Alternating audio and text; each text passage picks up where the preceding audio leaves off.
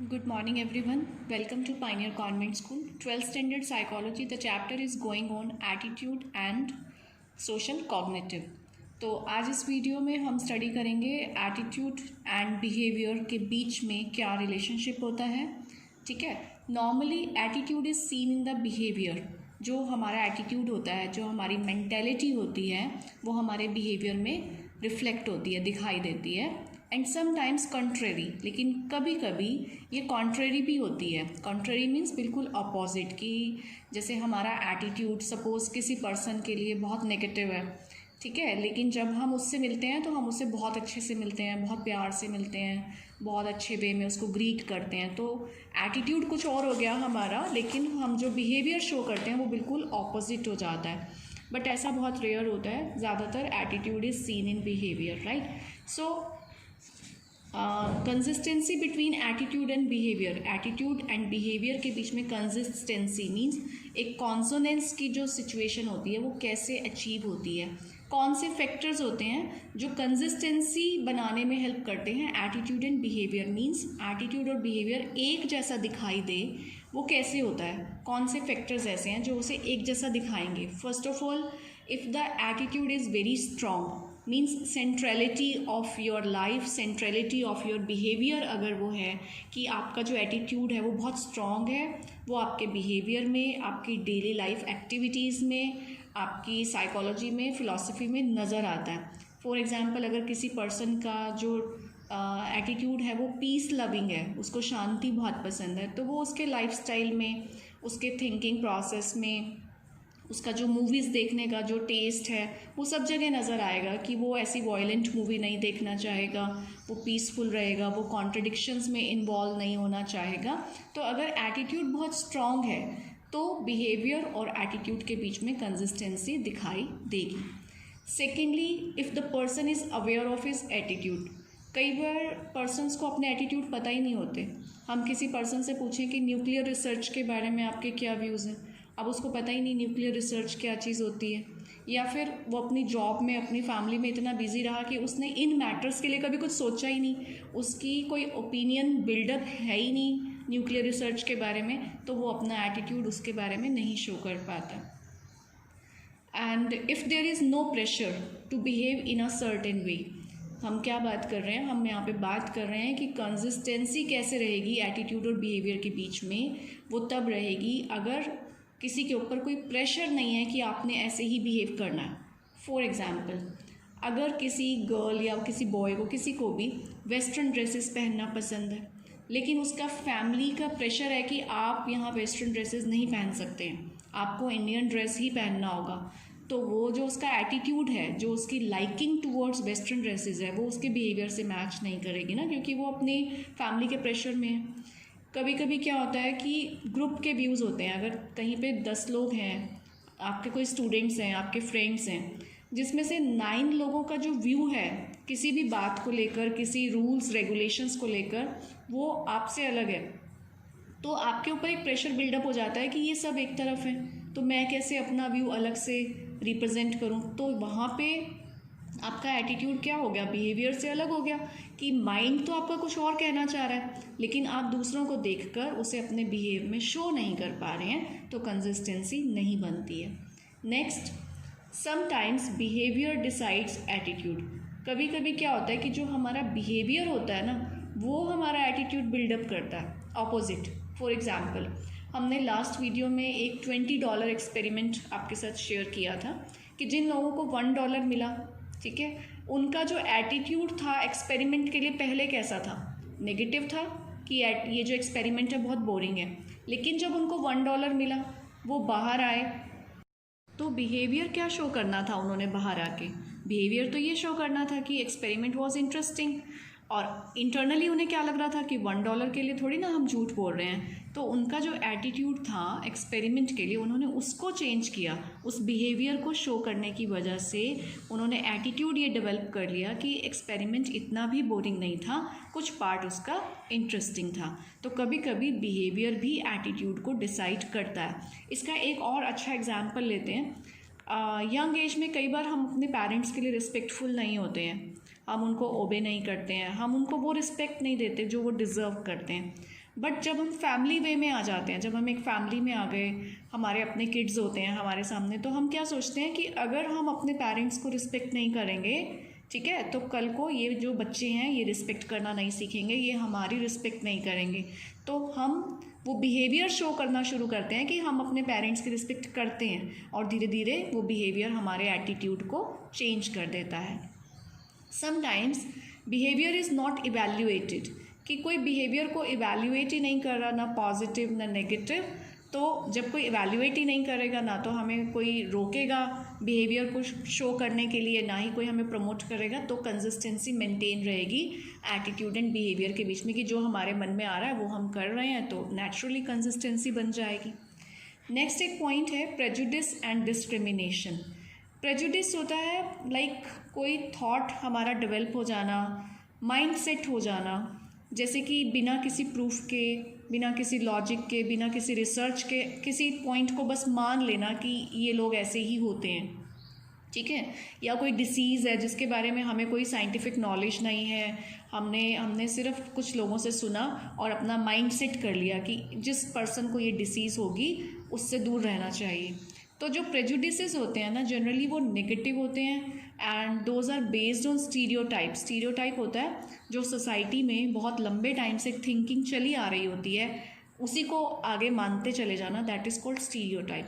तो जो प्रेजुडिसेस होते हैं वो जनरली नेगेटिव होते हैं, स्टीरियोटाइप पे बेस्ड होते हैं, और उनकी वजह से फिर डिस्क्रिमिनेशन होती है। डिस्क्रिमिनेशन मीन्स भेदभाव होना, लाइक किसी कास्ट को लेके हम डिस्क्रिमिनेशन करने लगते हैं कि इस कास्ट के लोगों से नहीं मिलना, इस कास्ट के लोग बुरे होते हैं, किसी भी कास्ट के लिए हम अपना माइंड सेट कर लेते हैं। या फिर किसी जेंडर के लिए हम रिस्पेक्टफुल नहीं रहते हैं, जैसे कि कुछ मेल्स हैं जो फीमेल्स के लिए रिस्पेक्टफुल नहीं है, जैसे कि जो एक थर्ड जेंडर है, ट्रांसजेंडर्स होते हैं, उनके लिए हम एक डिस्क्रिमिनेशन रखते हैं, उन लोगों से ठीक से बात नहीं करते हैं, उनसे बहुत दूर रहते हैं, अलग अलग रहना चाहते हैं, उनको जो हमारा एक मेन स्ट्रीम होता है लाइफ का, उसमें उनकी एंट्री हम नहीं चाहते हैं। तो बहुत सारा प्रेजुडिस की वजह से डिस्क्रिमिनेशन हो जाता है। तो अभी ये जो डिस्क्रिमिनेशन है, ये जो एटीट्यूड है, इसका कॉग्निटिव कंपोनेंट क्या है? कॉग्निटिव कंपोनेंट है प्रेजुडिस, रॉन्ग माइंडसेट। और अफेक्टिव कंपोनेंट, इमोशनली कंपोनेंट क्या होता है?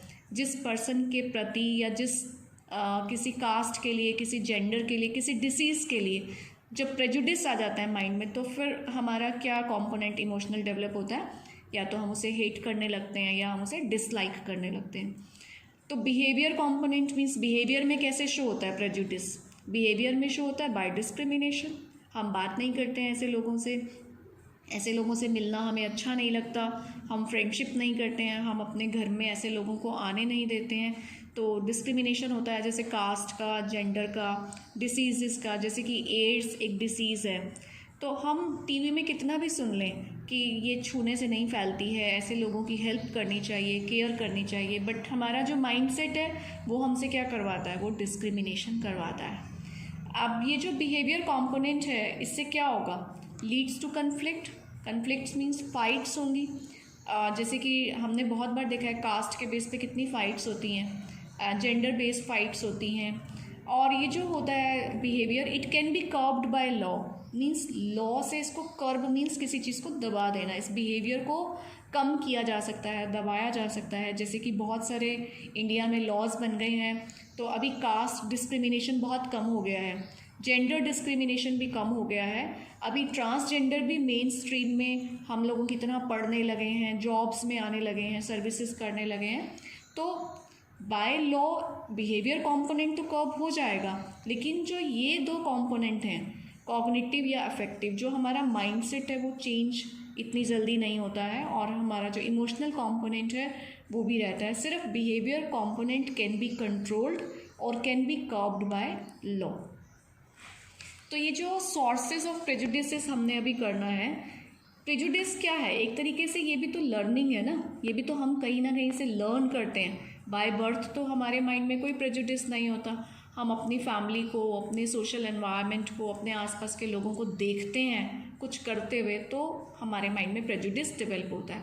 तो सोर्सेज ऑफ प्रेजुडिस में सबसे पहले आएगा लर्निंग थ्रू एसोसिएशन, ठीक है, ये सारा लर्निंग का ही पॉइंट है कि हम किन किन लोगों से प्रेजुडिस सीखते हैं, ये सारा ए पॉइंट में है।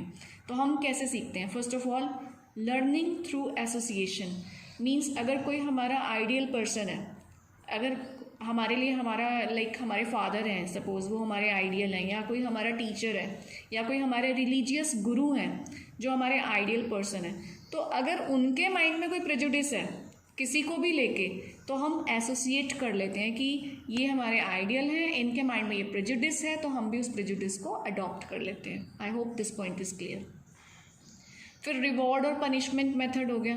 सपोज़ आप कहीं खड़े हैं, आपने किसी कास्ट के अगेंस्ट कोई एक लेक्चर दिया, वहाँ पे लोगों ने क्लैपिंग कर दी, आप एनकरेज हो गए और आपका वो प्रेजुडिस और स्ट्रॉन्ग हो गया। ठीक है ना। पनिशमेंट कैसे होती है कि जैसे स्कूल में अगर किसी बच्चे ने किसी दूसरी कास्ट के बच्चे को कुछ रॉन्ग बोला, तो एडुकेशन तो हमें ये नहीं सिखाती है, तो टीचर क्या करता है? पनिश कर देता है। तो बचपन से ही उसका जो प्रेजुडिस है या तो वो कम हो जाएगा या वो इंक्रीज भी हो सकता है due to recent. Then modelling, वही सेम चीज़ है, ऑब्जर्वेशन के थ्रू दूसरों को करते हुए देखते हैं, इसीलिए हम भी वैसे हो जाते हैं। कल्चरल नॉर्म्स हैं, हमारे इंडियन सोसाइटी में तो स्पेशली इतने सालों से हम अपने एंसेस्टर्स को एक डिस्क्रिमिनेशन करते हुए देखते आ रहे हैं, तो हमारा वो कल्चरल हमारा माइंड सेट हो चुका है किसी भी कास्ट को लेके, किसी एक्टिविटी को लेके। एक्सपोजर टू इन्फो, की जो इन्फॉर्मेशन मिलती है, information all the time positive नहीं होती, कई बार वो नेगेटिव इन्फॉर्मेशन भी होती है। फैमिली से इन्फॉर्मेशन मिलती है, रेफरेंस ग्रुप्स होते हैं, पॉलिटिकल ग्रुप, रिलीजियस ग्रुप, वो जो हमें इन्फॉर्मेशन देते हैं उसकी वजह से प्रेजुडिस हो जाता है माइंड। जन मीडिया कई बार दो कास्ट की फ़ाइट को बहुत ज़्यादा हाइप करके दिखाती है, किसी एक कास्ट को वो बहुत अच्छा दिखा देते हैं, किसी एक कास्ट को बहुत लो भी दिखा सकते हैं, तो इससे भी हमारे माइंड में प्रेजुडिसेस डेवलप होते हैं। या फिर कोई पर्सनल एक्सपीरियंस हो गया, सपोज़ किसी पर्सन का किसी दूसरी कास्ट के पर्सन से कोई फ़ाइट हो गई, कोई इशू हो गया या कोई आर्ग्यूमेंट्स हो गए, तो वो एक जनरलाइज कर देते हैं कि इस कास्ट के सारे लोग ही ऐसे हैं।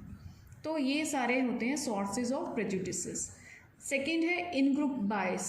इसका मीनिंग होता है जब कोई पर्सन अपने ही ग्रुप को सुपीरियर मानता है, बस उसके लिए अपनी कास्ट, अपना ग्रुप, अपना रिलीजन या फिर अपनी कंट्री ही बस सुपीरियर है, बाकी सब इन्फीरियर होते हैं उसके सामने, ये इन ग्रुप बायस होता है।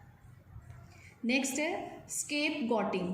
स्केप गॉटिंग होता है जब मेजॉरिटी माइनॉरिटी को सप्रेस कर लेती है, जब मेजॉरिटी हर प्रॉब्लम का जो फॉल्ट होता है, जो ब्लेम होता है, वो माइनॉरिटी पे डालना चाहती है, तो उसे हम कहते हैं स्केप गॉटिंग। जो ज़्यादा पावरफुल पर्सन है वो पावरलेस पर्सन को टारगेट कर लेता है, that is called scapegoating. Now kernel of truth होता है होल्डिंग स्टीरियोटाइप थिंकिंग, कि जो स्टीरियोटाइप थिंकिंग है वो कहाँ से आई? वो एंसेस्टर से आई, एक generation, then second generation, third generation, वो चलती आ रही है। तो कई बार क्या होता है, कर्नल ऑफ ट्रूथ का मीनिंग होता है centre point of the truth. ठीक है ना, इसको कैसे हम एक्सप्लेन करेंगे कि जो इतने सालों से हमारी फैमिली में चलता आ रहा होता है, तो हम लोग सोचते हैं कि इसमें कुछ ना कुछ तो सच्चाई होगी ना, that is called kernel of truth. कि इतने सालों से हमारे ग्रैंड पेरेंट्स ट्यूसडे को हेयर कट नहीं ले रहे हैं, हमारे पेरेंट्स नहीं ले रहे हैं, तो कुछ तो इसमें रियलिटी होगी। तो कई बार हम इसलिए भी अपने माइंड में प्रेजुडिस सेट कर लेते हैं। फॉर एग्जांपल अगर कास्ट डिस्क्रिमिनेशन भी है, तो चाहे अभी एजुकेशन हमें कितना कुछ सिखा दे, बट कहीं ना कहीं माइंड में 1-2% अभी भी कुछ कास्ट को लेके डिस्क्रिमिनेशन रह जाता है, जस्ट बिकॉज ऑफ दिस कि इतने सालों से फैमिली फॉलो कर रही है, तो कुछ ना कुछ उसमें रियलिटी होगी। देन सेल्फ फुलफिलिंग प्रोफेसी, ये लास्ट पॉइंट है। इसमें क्या होता है कि जो टारगेट ग्रुप है जिसके अगेंस्ट प्रेजुडिस है, वो खुद ही रिस्पॉन्सिबल होता है, वो खुद ही अपनी ग्रोथ के लिए कोई काम नहीं करते हैं, वो खुद ही मेजॉरिटी के अंदर सप्रेस होके रहना चाहते हैं। फॉर एग्ज़ाम्पल अगर हम शायद इसमें उनका कोई बेनिफिट होता हो, फॉर एग्ज़ाम्पल अगर हम एक पॉइंट रेज करें यहाँ पे कि जैसे रिजर्वेशन स्टार्ट हुई माइनॉरिटीज़ के लिए, लेकिन कुछ माइनॉरिटीज़ अभी ऐसी हैं जो वेल एस्टैब्लिश हो चुकी हैं, जिनको अब रिजर्वेशन की नीड नहीं है, वो चाहें तो उस रिजर्वेशन को छोड़ के अपने आप को इक्वल शो कर सकते हैं मेजॉरिटी के, लेकिन वो नहीं कर रहे हैं। तो कहीं ना कहीं जो टारगेट ग्रुप है ना, वो सेल्फ रिस्पॉन्सिबल होता है इन सारे डिस्क्रिमिनेशंस के लिए और प्रेजुडिसेस के लिए। सो आई होप आपको सोर्सेज ऑफ प्रेजुडिस क्लियर हो गए होंगे, and in the next video we will do the next topic. Till then have a good day.